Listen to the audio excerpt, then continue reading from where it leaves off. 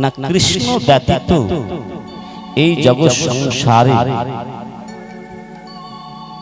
কোনো কিছুর অস্তিত্ব নেই। কৃষ্ণকে, কৃষ্ণ হচ্ছে কর্ষণ শক্তি, আর সেই কর্ষণ শক্তি যখন কর্ষণ করে তার থেকে কি হয়? জীবের চেতন হয়, সঞ্চালক শক্তি, আনন্দ শক্তি, আহ্লাদিনী শক্তি সৃষ্টি হয়। যেমন আমরা কৃষ্ণ কথা শোনার সঙ্গে সঙ্গে আমাদের অন্তরকে এবং এই পুরো শরীরটাকে, যত ইন্দ্রিয়াদি আছে সকলকে যে কর্ষণ করছে, কর্ষণ করার সাথে সাথে কৃষ্ণ কথা শোনার সাথে সাথে এই শ্রবণে যে তার কর্ষণ শক্তি আমাদের এমন ভাবে আকর্ষণ করছে, এই আকর্ষণের দ্বারা যে আমাদের সুখ প্রদান করছে, এই সুখটাই হচ্ছে কি? আনন্দ শক্তি। ভগবান বললেন, আমি সারা জগৎকে কর্ষণ করছি। কর্ষণ যদি না করি, যে 21,600 বার যদি কর্ষণ না করতাম, তাহলে এই জীব কখনো বেঁচে থাকতো না। নিতাই গৌর।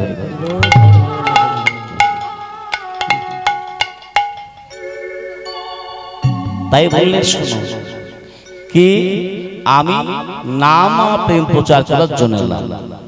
তাহলে কৃষ্ণ নাম আমার,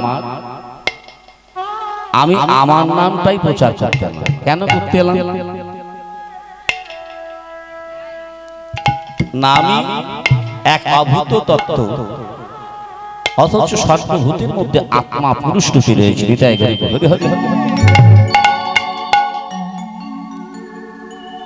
গীতাতে ভগবান অর্জুনকে বললেন, অর্জুন যমাং পশ্যতি সর্বত্র সর্বং চ ময়ি পশ্যতি তস্যাং না পুনশ্যামি চ ময়ি না পুনশ্যতি।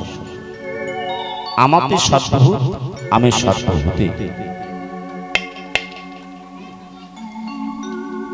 আমি ব্যতীত এই জগৎ সংসারের কোনো কিছুর অস্তিত্বই নেই। আমার উপস্থিতি আছে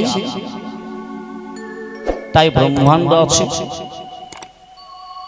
আমার আপনার সকলের এই শরীরটা আছে। যদি এই আত্মা না থাকে, এই শরীরও থাকবে না। তাই বললেন সর্বপ্রথম নাম, অর্থাৎ পরিচয়। কে আমি? যদি পরিচয় না হয় তাহলে ভালোবাসা হবে না। যদি পরিচয় না করি আমি কে, কে আমার, আমি কোথা থেকে, এই পরিচয়টা করাবার জন্য ভগবান সর্বপ্রথম এলেন। তার জন্য আমাদের শ্রুতিবেদ পড়তে হবে, অর্থাৎ উপনিষদ পড়তে হবে। উপনিষদ হচ্ছে শ্রুতি প্রস্থান, যা শুনলে প্রস্থান হয় কোথায়? আমি কে, সেই জায়গায় নিজেকে জানা যায়। এই উপনিষদ সর্বপ্রথম সৃষ্টি করলেন কারা? সৃষ্টিতত্ত্বে ব্রহ্মা থেকে উদ্ভূত সপ্ত মনু এবং সপ্ত শতরূপা। তারা যখন এই পৃথিবী লোকে এলেন, এসে হিমালয় পাদদেশে, সর্বপ্রথম হিমালয় পাদদেশে তারা এই ব্রহ্মতত্ত্বকে জানলেন। কে আমি? এই আত্মা। আত্মাকে বলা হয় সনাতন। আত্মা পুরুষ, আর এই যে বাহ্য শরীরটা রয়েছে, এই শরীরটা পুরুষ এবং প্রকৃতি আকারে থাকলেও দুটি শরীরই কিন্তু প্রকৃতি। তবে পুরুষ এবং প্রকৃতি দুটি রূপে কেন না, এই দুটি রূপে স্বয়ং আত্মা ব্রহ্ম বীজ, তিনি রমা বীজ আর রূপা বীজ। রূপা বীজটা হচ্ছে কে? প্রকৃতি অর্থাৎ মাটি, যা আমাকে রূপ দান করে নিতে হয়। হরি হরি হরি। আর রমা বীজ যিনি রমণ করেন পুরুষের মধ্য দিয়ে, পুরুষের বীর্য শক্তি দ্বারা ভগবান কি করছেন? তার অনন্ত শক্তির মধ্যে জীব শক্তি, সেই জীব শক্তির প্রথম রমা বীজ বীর্য শক্তি দ্বারা ওই রূপা বীজ রূপটিতে কি করেন? ভগবান মিলন করে সৃষ্টি করেন জগতে। নিতাই হরি বল, হরি হরি বল, হরি বল, হরি বল। এই ব্রহ্ম বীজ, এই দুটি বীজের মধ্যে সৃষ্টি তত্ত্ব, একে বলা হয় অন্নময় কোষ। উপনিষদে ভগবান বললেন দেবতাগণকে, এমনকি এই সপ্ত যে ঋষি, মনু ঋষি, আমার তো মনু সন্তান, এই সপ্ত মনু তারা তাদের সন্তানকে বলল, তোমরা লেখো, আমরা বলে যাই, তোমরা লেখো। এই দেখো আত্মা ব্রহ্ম বীজ স্বয়ং পঞ্চকোষের মধ্যে কিভাবে অভিব্যক্ত, কিভাবে অনুক্ষণ বিচরণ করছেন সর্বভূতে। নিতাই হরি হরি। জয় রাধে। আমরা কিন্তু কেউ চিন্তা করি না, মাগো বলো। অথচ এই কথাটি আবার শ্রীকৃষ্ণ চৈতন্য চরিতামৃতে বলছেন প্রভুপাদ কৃষ্ণদাস, যে ভগবান শ্রীকৃষ্ণের অনন্ত শক্তি, তন্মধ্যে তিন শক্তি প্রধান: জীব শক্তি, মায়া শক্তি আর চিৎ শক্তি। না, জীব শক্তি হচ্ছে ভগবানের জীব শক্তি, যার দ্বারা তিনি সারা জগতের সৃষ্টি করছেন। ঠিক একটা মাকড়সার যেমন তার দেহ থেকে লালারস বের করে জাল বিস্তার করে বাস করছেন সেই জালের ভিতরে, তেমনি ভগবান তার এই অঙ্গ থেকে তিনটি গুণের, সত্য রজতম তিনটি গুণের আলোড়ন ঘটিয়ে আকাশ আদি পঞ্চভূত, রূপ রস গন্ধ স্পর্শ তন্মাত্র, পঞ্চ তন্মাত্র এবং এবং ইন্দ্রাদি অহংকার ও মহতত্ত্ব, এইগুলি সৃষ্টি করে একটা ব্রহ্মাণ্ড রচনা করব। বহির্জগতে আমরা যা দর্শন করছি উহা যেমন ব্রহ্মাণ্ড, তেমনি আমার এই শরীরটা একটা ব্রহ্মাণ্ড। এই শরীরটা ক্ষুদ্র হলেও এই ক্ষুদ্র ব্রহ্মাণ্ড দ্বারাই আমরা এই বৃহৎ ব্রহ্মাণ্ডকে জানতে পারি। নিতাই হরি বল, হরি হরি। যার জন্য ভাগবতে ব্যাসদেব গোস্বামী বলেছিলেন, ও যে কথাটি পরবর্তী ক্ষেত্রে প্রভুপাদ শুকদেব গোস্বামী বললেন পরীক্ষিত মহারাজকে, বৎস, এই ভাণ্ডটাকে তুমি ক্ষুদ্র ভাবলে ক্ষুদ্র নয়, এই ভাণ্ড দ্বারাই সমগ্র জগৎকে জানা যাচ্ছে রহস্য। যেমন একটা কম্পিউটারের দ্বারা একজন কম্পিউটার মান কি করছে, কি বহু কিছু জানছেন না, তেমনি এই মনুষ্য দেহের কম্পিউটারের মতো কম্পিউটারের জগৎ সংসার আদিতেও নেই। এই দেহটা 5টি কোষ দ্বারা নির্মিত। ভগবান বললেন, আমাকে খুঁজে বেড়াও তোমরা, আর আমি রয়েছি এই পঞ্চকোষের মধ্যে, অনুক্ষণ বিচরণ করছি। প্রথম অন্নময় কোষে দেখো আমি কেমন এই রমা বীজ আর রূপা বীজ দ্বারা এই জীবের সৃষ্টি করছি। আবার এই বীজ দুটিকে যদি কেউ ধারণ করতে পারে, তাহলে সে আমাকে দেখতে হবে, আত্মদর্শন হবে। নিতাই হরি হরি। তাই নয়, কেউ যদি ধারণ করে যুগল ভজন করতে পারে, তারা আবার প্রেমিক হবে, রসিক হবে। যার জন্য প্রথম ভগবান কি করলেন, আগে পরিচয় করাতে হবে। পরিচয় হোক, তবে তো তুমি ভালোবাসা করবে। আমাদের ভালোবাসাটা কেমন? এই শরীর দ্বারা, পোশাক দ্বারা নাকি? আমি কি পোশাক? আমি কি রক্ত মাংসের শরীরটাকে আমি কি? এই শরীরটা আমার পোশাক, এই শরীরটা আমার এক যন্ত্র। কিন্তু আমরা এই যন্ত্রটাকে, পোশাকটাকে কি করেছি? আমার অজ্ঞানতা বশত চতুর্বর্ণাশ্রমে ব্রাহ্মণ, ক্ষত্রিয়, বৈশ্য, শূদ্র রূপে আমি বিভিন্ন নাম পদবী রূপে এক অজ্ঞাত পরিচয় নিয়ে বিচরণ করছি। নিতাই হরি বল, হরি হরি বল, হরি বল, হরি বল। এটা মায়া। ভগবান বলে এটা অহংকার। যাচ্ছে না ভগবান সর্বপ্রথম কি করলেন না, আগে পরিচয় করতে হবে যে তোমরা আগে জানো কে আমি। আচ্ছা, এই প্রশ্নটা মহাপ্রভু কে করেছিলেন? প্রভুপাদ সনাতন গোস্বামী। তিনি যখন মহাপ্রভুর কাছে গেলেন, মহাপ্রভু জিজ্ঞাসা করলেন, সনাতন, সনাতন বললেন না প্রথমে, তিনি বললেন, দবির খাঁ, দবির খাঁ, কি ব্যাপার, তুমি এখানে এসেছো কেন? কেন দবির খাঁ বললেন? কেন ওই যে হোসেন সম্রাট হোসেন শাহের তৎকালীন সময়ে হোসেন শাহের সেনাপতি ছিলেন, তাই মহাপ্রভু হোসেন শাহের সেনাপতি পদে সম্ভাষণ করে বললেন, এসো এসো দবির খাঁ এসো। আচ্ছা বলো, তোমার এখানে আসার অভিপ্রায় কি? বলেন, প্রভু আমার এখানে আসার অভিপ্রায় আপনার কাছে আমি জাগতিক কিছু চাইতে আসি না। মালদা জেলার রামকিলিতে আমার জন্ম, সেখানে আমাকে সকলে জমিদার রূপে চেনে এবং পণ্ডিত জ্ঞানে চেনে, কিন্তু ওই চেনাচিনিতে আমার পরিচয় হয় না। আমাকে তুমি বলো প্রভু, কে আমি, কেন মরি, যাদের তাপত্য হয়, কইছে কর্ম করিলে মোর হিত হয়। কে বলতে পারবে যে আমি তিতাব জ্বালা ভোগ করি না সংসারে? কে আমি আর কেন আমার তিতাব জ্বালা? মানে আদি দৈবিক, আদি ভৌতিক, আদি আধ্যাত্মিক, এই তিনটি জ্বালা। আদি দৈবিক কি? আদি দৈবিক হচ্ছে মানে দৈব অপরাধের যে ফল। দৈব অপরাধ আমাদের সর্বপ্রথম কোথায় ঘটে জানো? এই দেহ মাঝে। এই দেহটা দেবতাদের সত্তা দিয়ে নির্মিত।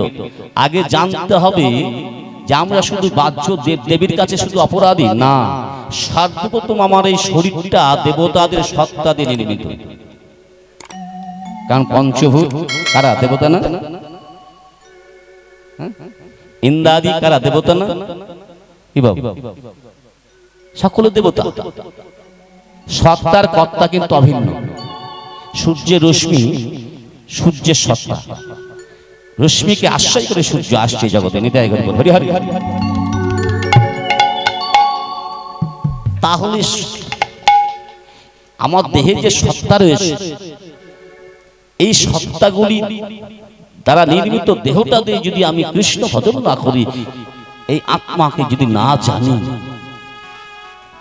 তার ভজনা না করি, তাহলে দেবতাগণ প্রসাদ পাই নাই।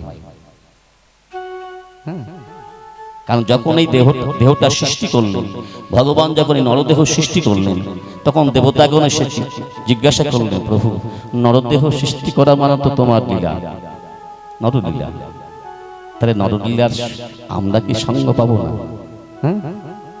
তোমার ওই নরলীলার মাঝে তোমার যে যুগল ভজন হবে, তোমার যে ভক্ত কৃষ্ণ ভজন করবে, তোমার ভক্তের দ্বারা তুমি যখন সেবা প্রসাদ পাবে, প্রেম সেবা পাবে, তখন আমরা কি প্রসাদ পাবো না? নিতাই গরিব হরি বল, হরি বল, হরি বল।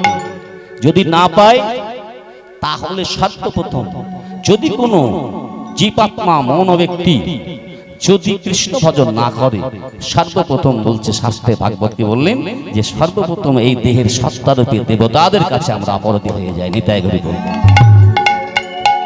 ফলে দৈব অপরাধের ফলে আদি দৈবিক জ্বালা ভোগ করতে হয়। কিভাবে? ভৌতিক জ্বালা দিয়ে, অর্থাৎ শরীরের কষ্ট হয় না? কি বাবা পাইতো নাকি? তারপরে মানসিক কষ্ট, আজ যার কাছে আমি প্রচুর সুখ পাচ্ছি, একদিন তার কাছে দুঃখ পাচ্ছি না। কারণ এই জাগতিক সুখ দুঃখটা পরিবর্তনশীল, এটা রূপান্তর ঘটে, কিন্তু যার রূপান্তর নয় সে হচ্ছে সচ্চিদানন্দ। হ্যাঁ, সেই ভগবানের সুখে যদি কেউ সুখী হয়, নাহলে কেহ সুখী নয়। রামচরিত মানস গ্রন্থে প্রভুপাদ তুলসীদাস কি বললেন? कोई तन दुखी, कोई मन दुखी, कोई धन दुखी, कोई धन बिनु रहु उदास, और थरे थरे सब दुखी, केवल सुखी भगवान की दास। निताय गौर गौर हरि हरि। तन दुखी माने तन माने देह, কেউ দেহের যন্ত্রণা ভোগ করছি না কি বাবা? কি আমরা ডাক্তারখানা যাই না, ওষুধ আমাদের নিত্য সঙ্গী। এই শারীরিক যন্ত্রণা অধিকাংশ মানুষের আছে না? তাই বলছে তন দুঃখী, মন দুঃখী, মনের দুঃখ। যাকে এত ভালোবেসেছি সেই আমায় আঘাত দিল, হ্যাঁ, যার প্রতি এত ভরসা করেছিলাম সেই আমায় কষ্ট দিল।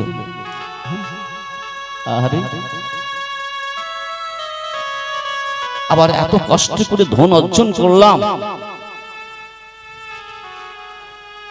আমার সেই ধন বিক্রি করে ডাক্তারখানায় দিয়ে এলাম, আমার সেই ধন বিক্রি করে আমি উকিলকে দিয়ে এলাম,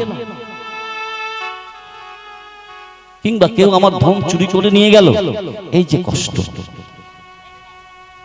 আবার কেউ সব হারিয়ে দাঁড়ে দাঁড়ে ভিক্ষা করছে, দুমুঠো পেটের জন্য, দুমুঠো পেটের জন্য ভিক্ষা করছে। বলো তো এরা সব দুঃখী নয় কি? থরে থরে মানে সারা জগৎ তুই তাকিয়ে দেখি অধিকাংশ দুঃখী। একমাত্র সুখী কে বলো তো? একমাত্র কৃষ্ণ দাস, যিনি জীবনে মরণে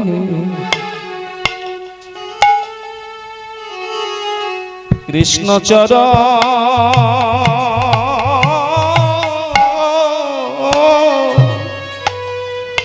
চরণ সারি করেছে।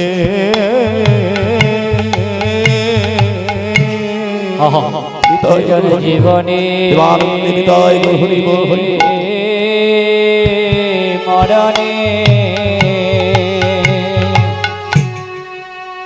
কৃষ্ণ চরণে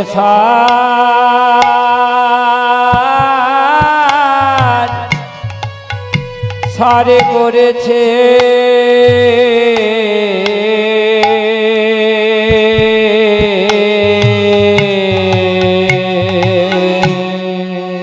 কৃষ্ণ সুখে সুখী,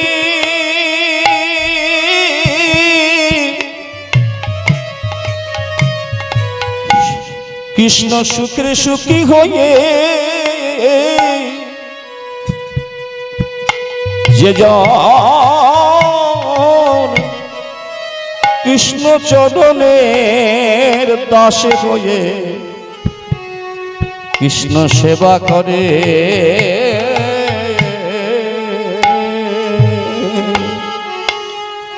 এই জন্য জীবনে মরণে হরি বল হরি কৃষ্ণ চরণ সারে করেছে।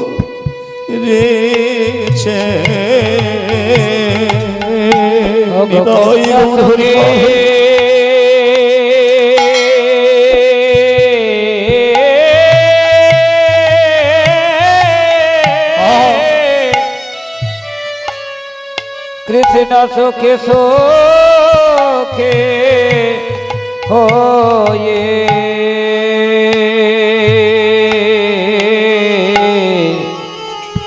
যে জন কৃষ্ণ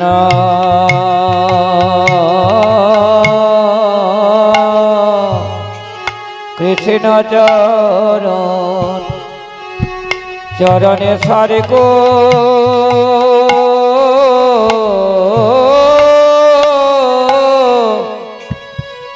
ছাড়ে করেছে।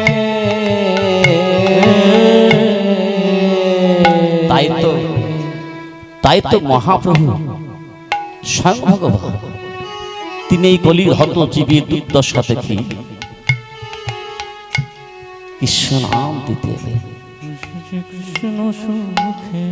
তিনি কৃষ্ণ নাম দিতে এলেন। সকলের দ্বারে দ্বারে তিনি কৃষ্ণ নাম দেবো, তোমরা কৃষ্ণ নাম করো, অনুক্ষণ যদি কৃষ্ণ নাম করো, কৃষ্ণ নাম করতে করতে তোমার রসনা বশ হবে। কারণ নইলে এই শরীর অবিদ্যার জাল, এই শরীর অবিদ্যার জাল, জরন্ডিয় তাহাতে কাল, জীবে ফেলে বিষয় সাগরে। তার মধ্যে জিহ্বায়তি লালসার সুদূরমতি, শুকরমতি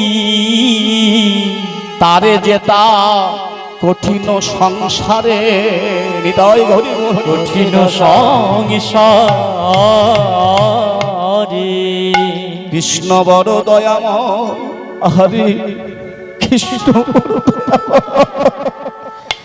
কৃষ্ণ বড় দয়াময়, দয়াময় জিহ্বারে করি জয়, সপসারি অন্ন আনি দিল তাই, অন্য ধরে দিল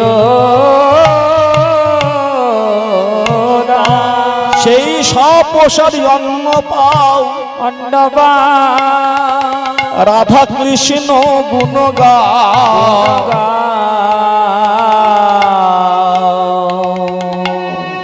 প্রাণ ভরে বল সদা শ্রীকৃষ্ণ চৈতন্য নিতাই।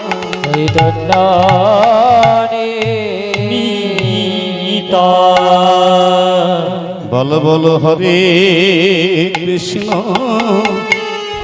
হরে কৃষ্ণ, কৃষ্ণ কৃষ্ণ হরে হরে, হরে রাম হরে রাম, রাম রাম হরে হরে। হরে কৃষ্ণ হরে কৃষ্ণ, কৃষ্ণ কৃষ্ণ হরে হরে, হরে রাম হরে রাম, রাম রাম হরে হরে। হরে কৃষ্ণ হরে কৃষ্ণ, কৃষ্ণ কৃষ্ণ হরে হরে, হরে রাম হরে রাম, রাম রাম হরে হরে। হরে কৃষ্ণ হরে কৃষ্ণ, কৃষ্ণ হরে হরে, হরে রাম হরে রাম, রাম রাম হরে হরে। হরে কৃষ্ণ হরে কৃষ্ণ, কৃষ্ণ কৃষ্ণ হরে হরে, হরে রাম হরে রাম, রাম রাম হরে হরে। হরে কৃষ্ণ হরে কৃষ্ণ, কৃষ্ণ হরে হরে, হরে রাম হরে রাম, রাম রাম হরে হরে। গোড়াগণ কহনে না যায়, কহনে না যায়, কত কত আনন্দ কত চতুরানন্দ, কত চতুরানন বরণিয়া ওরে নাহি বা। ওরে নাহি বা। আমার গোড়ার তুলনা হয় না গো, হ্যাঁ? তিনি যে স্বয়ং এলেন। চতুর্বেদে সরদর্শন যদি করো সে অধ্যয়ন, সে যদি না গৌরাঙ্গ ভজে, পিতা তার অধ্যায়ন লোচন বিহীন জন দর্পণে কিয়ে তার কাজ। এই গোড়াকে যদি কেউ না জানে, হ্যাঁ, তাহলে বলছি একজন অন্য ব্যক্তির সম্মুখে আয়না রাখলে সে যেমন নিজেকে দেখতে পায় না, তেমনি এই জগৎ সংসারকে চিনতে পারে না, সে নিত্য অনিত্য পরিণাম জানতে পারে না। চতুর্বেদে ঋক্সাম যজু অথর্ববেদ, ঋক্সাম যজু অথর্ব, ন্যায় বৈশাসিক সাংখ্য যোগ মীমাংসা বেদান্ত, এই যে 6টা দর্শন, 6টি বেদ, এগুলো পড়িয়ে যদি কারো গোড়ার ভজন না হলো,